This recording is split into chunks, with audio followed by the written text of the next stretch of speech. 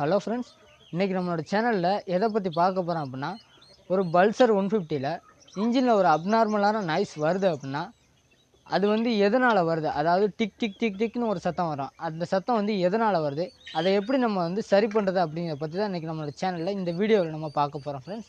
Okay friends, வீடியோக்குள்ளே போகலாம்.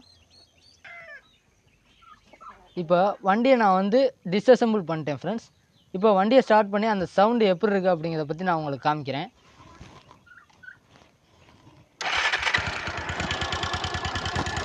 Sound பாருங்க ஃப்ரெண்ட்ஸ், ஒரு விதமான டிக்கி டிக்கி டிக்கி டிக்கி டிக்கி டிக்கின்னு ஒரு சத்தம் வரும்.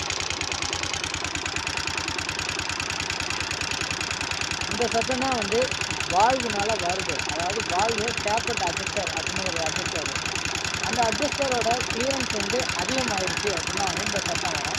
அதை எப்படி நம்ம வந்து சரி பண்ணுறது அப்படிங்கிற சத்தம் இப்போ நம்ம பார்க்கலாம்.